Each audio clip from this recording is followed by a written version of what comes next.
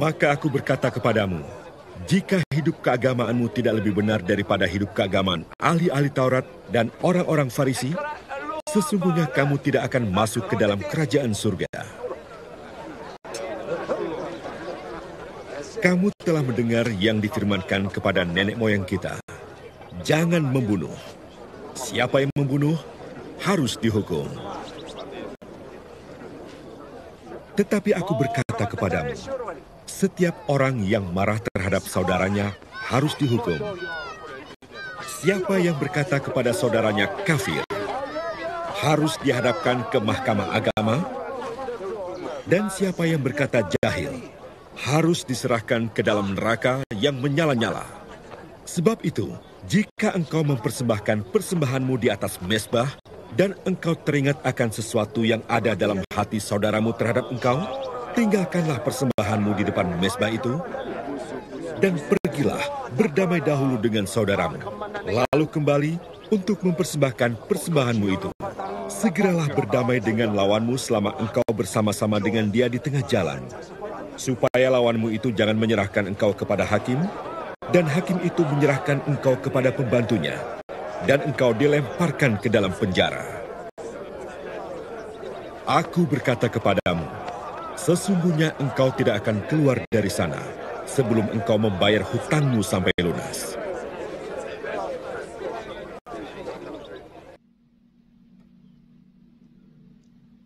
Perikop Injil hari ini dimulai dengan ucapan Yesus. Jika hidup keagamaanmu tidak lebih benar daripada hidup keagamaan ahli-ahli Taurat dan orang-orang Farisi, sesungguhnya kamu tidak akan masuk ke dalam kerajaan surga. Kita mungkin heran dan lalu bertanya, ada apa sih dengan ahli-ahli Taurat dan orang-orang Farisi? Mereka itu kan penjunjung hukum Taurat. Bukankah mereka berbuat yang benar? Memang, mereka penjunjung hukum Taurat. Itu betul. Namun, masalahnya adalah, walaupun mereka menjunjung tinggi hukum Taurat, mereka mengabaikan hukum yang terutama, seperti yang dikatakan Kristus sendiri, yaitu hukum cinta kasih.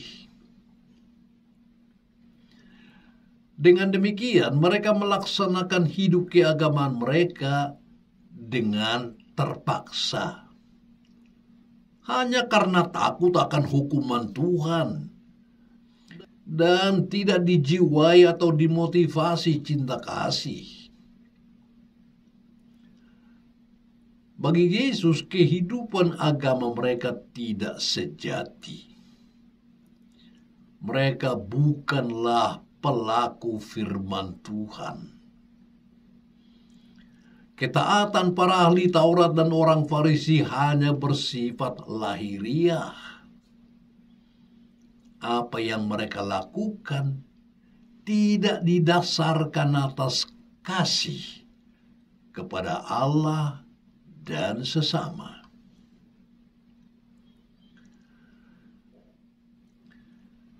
Tuhan menghendaki agar kita lebih daripada mereka, yaitu melaksanakan hidup keagamaan dengan cinta kasih. Tidak karena takut ataupun terpaksa, seperti yang diajarkan Kristus. Kasihilah Tuhan Allahmu dengan segenap hatimu, dan dengan segenap jiwamu, dan dengan segenap akal budimu. Yesus mengajak kita untuk melihat segala aturan hukum Taurat itu dengan maksud awal dan semangat asli dari segala perintah Tuhan, yakni kasih kepada Allah dan sesama. Perintah Allah memang mengatakan, jangan membunuh. siapa yang membunuh harus dihukum. Namun, tidak cukup dengan itu. Tidak cukup bagi kita supaya tidak mengambil nyawa orang. Bukan hanya penghilangan nyawa seseorang, namun juga pembunuhan karakter.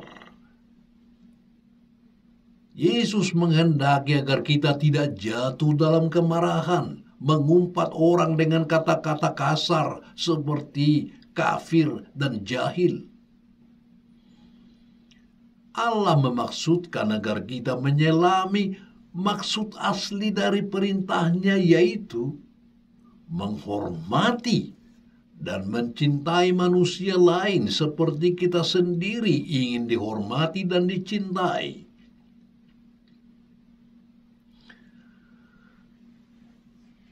Yesus mengingatkan kita bahwa orang lain adalah bagian dari diri kita.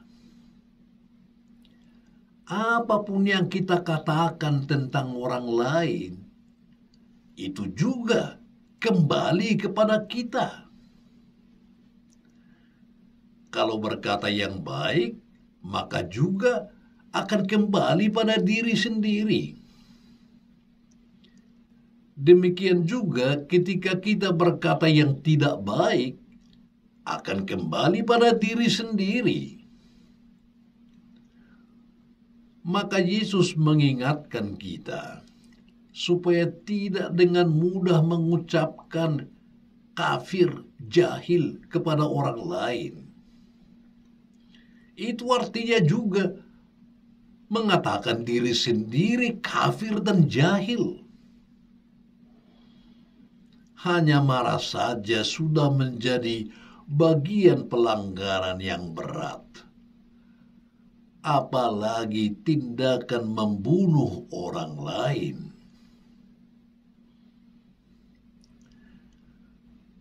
Yesus menantang kita agar membangun kualitas hidup keagamaan kita lebih benar daripada hidup keagamaan ahli-ahli Taurat dan orang-orang Farisi.